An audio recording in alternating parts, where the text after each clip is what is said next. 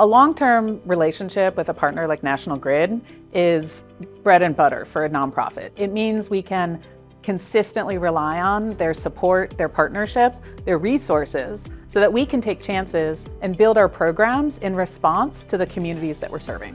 National Grid had an opportunity to work with the Long Island Children's Museum on this STEM program. And it really wasn't about what National Grid could do for the Long Island Children's Museum or what they could do for us, but it was really about the students that will be impacted by this learning, about the access to these education programs.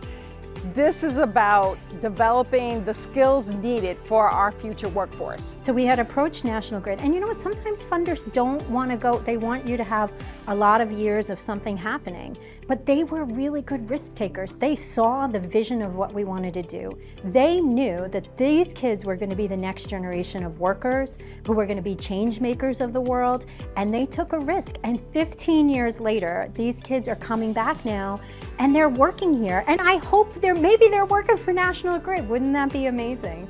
I think it's crucial that we start the STEM education early. This is a way to get kids interested in it.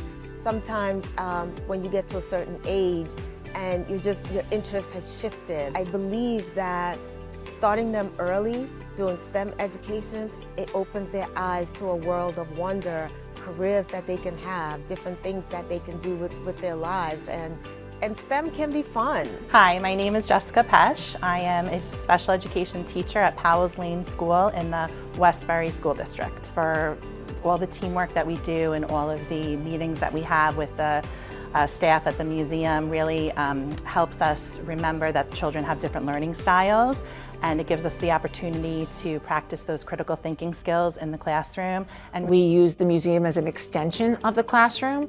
We're constantly creating lessons, and we really feel like as an educator that our voice is being heard because we are a part of, every year there's something new, and it's because of the museum. Every year we're creating something new, developing something new. Even during COVID, the museum was sending us videos so we can continue the program in our classrooms. My name is Kamaya Oliver. I'm a Green Teen here at LICM, and basically Green Teens are a group of teenagers who serve as educators for the museum's visitors, and we help facilitate all different types of activities that are related to STEM. I think the most important thing that I've learned being a Green Teen is how to collaborate well with others, and it's more than just working in a group project in school. You learn a lot about how to brainstorm effectively and combine different people's ideas to turn it into a final product and to then present it together as a team. But the museum saw an opportunity to really put an emphasis on outdoor education and environmental education, but parents didn't really know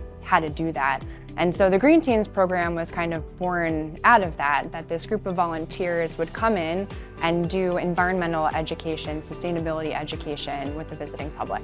The relationship between Long Island Children's Museum and National Grid is so critical. It really helps to educate our young people about future opportunities, not only just in the workforce, but their own personal lives. How can they take advantage of the renewable energy future, get involved, stay involved, and become stewards of our environment moving forward.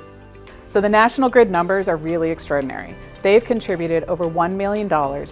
And through this, National Grid has helped us reach more than 12,000 students, getting over 430,000 hours of STEM education. National Grid understands the importance of investing in where we work, live, and play, which is why we love the Long Island Children's Museum.